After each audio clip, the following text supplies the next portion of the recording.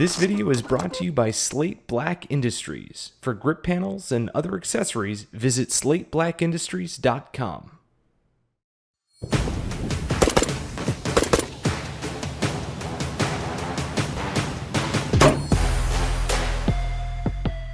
And so it begins. The 9-hole review's take on one of the most expensive low-power variable optics on the market today, the Nightforce ATACR 1-8. In today's video, we will look at the various features of this optic, discuss performance, and provide an opportunity for you to get behind this rare beast in its natural habitat. Now, Nightforce added the ATACR 1-8 to its lineup at the beginning of 2018, along with the NX8. The NX8 was brought to market at $1,750, whereas the ATACR retails at $2,800. This $1,000 gap, along with what we'll call lackluster, or at the very least unclear marketing on the part of Nightforce, led to the assumption that the ATACR was simply a higher quality version of the NX8. And that's simply not the case. These are two very different optics. So if you've shot with, handled, or even just seen our review on the NX8, you should not use those experiences to pass judgment on the ATACR. While the NX8 is an optic spec'd as an ultra-light compact package at the expense of some performance characteristics, the ATACR follows a more commonplace model for LPVOs, being more of a rounded optic, but competing in the high-end ultra-premium price range. So let's start talking about what things look like through this optic. First of all, clarity is excellent. It has great glass and very strong light transmission. The clarity edge-to-edge is, again, great. No tints or hues are detectable. If you're looking to compare this optic to the NX8 in this category, well, it's not in the same ballpark at all, especially up at 8 power. The clarity and light transmission feels on par with European-grade glass. The eye box is strong on this optic as well, especially on 1 power. There's a good deal of forgiveness that's afforded to the shooter, making getting on the optic for close-range work a simple task. Up at max power, the eye box does get a bit more specific, tighter than the likes of the Vortex Razor Gen II, for example, but also still far superior to the NX8. Then we get to field of view, and this is an area that leaves us scratching our heads a bit. The field of view on 1 power for this optic is actually worse than the NX8, which is already worse than many other LPVOs out there.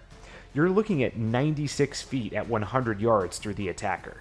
That's 17% worse than the Razor and 12% worse than the Trijicon Accupower 1-8.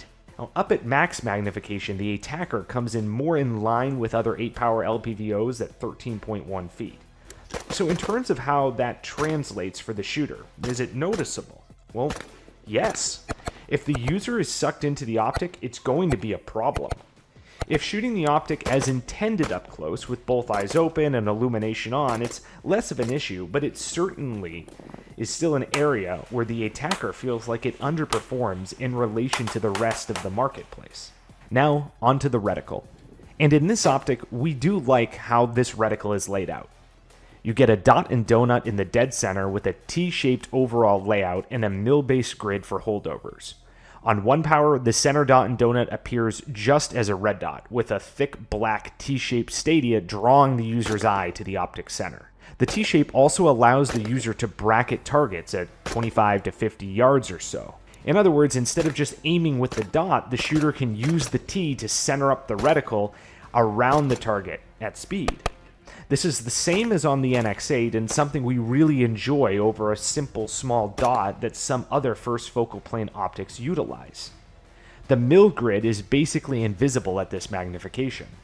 Ultimately, the reticle layout for 1 power certainly helps to counteract the field of view issues noted previously. As we dial up the power, you'll note that the center dot and donut do get quite large in relation to the target, with the center dot growing to 1.2 MOA. Similar to the NX8. However, the ATACR does not utilize an exposed turret meant for dialing and instead is meant to be shot off the mill grid. In our mind, this counteracts any issue with having the target obscured by the overly large dot and donut out at any significant range, because the reality is the user will never really be trying to take a shot like that with the center of the reticle.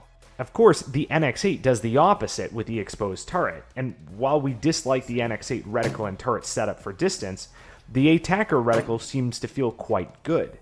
That said, it lacks some of the more intuitive features that are found in some of the ACSS mill reticles, such as the Griffin mill, that allows the use of a similar mill grid and intuitive target ranging capabilities. So this is what down $2,800 looks like.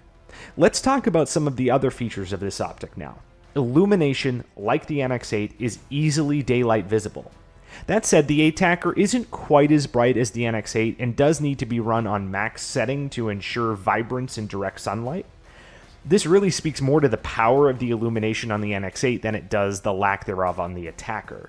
Only the center dot and donut are illuminated, so if you're attempting to shoot a low contrast target with the mill grid, there can be some issues there, as is true with many LPVOs. Controlling the illumination is easy with a large knurled adjustment knob. There are off positions between the power settings, but there is not a lock to hold the knob in place. As previously mentioned, both turrets are capped, which we prefer for LPVOs generally, especially those designed to equip carbines or battle rifles, and especially with this style reticle layout. Under the caps are extremely high quality turrets that adjust with strong positive clicks. The turrets are quite fat, but stick tight to the optic body. On the NX8, one of our favorite features is the power adjustment, which is arguably the easiest we've felt on an LPVO. Unfortunately, the ATACR does not carry this feature through. The included power lever is the same, but instead of adjusting just a power ring, the entire rear aperture of the ATACR moves during adjustment. This makes the optic much harder to adjust quickly. It feels more akin to adjusting the Razor than it does the NX8, which is disappointing. Lastly, we'll talk about the footprint. The optic is fatter, longer, and heavier than the NX8, but is still quite reasonable at 21 ounces and 10 inches in length. On a 34mm tube, the weight is better than many other 1-to-8 power first focal plane options. So in terms of overall weight impact, the otherwise tanky feeling optic is actually on the lighter side, all things considered. So there you have it. That's the Nightforce ATACR 1-to-8. The number of users who would even consider this optic merely based on the price tag is already quite a small percentage of the overall group. And when considering the various other options in the premium LPVO space, including some very reasonable and respectable options at less than half the price tag, well, it's no wonder that we don't see too many of these ATACRs in the wild. Ultimately, the ATACR is an optic with pros and cons, trade-offs and benefits, certain features we love and others that we wish were better.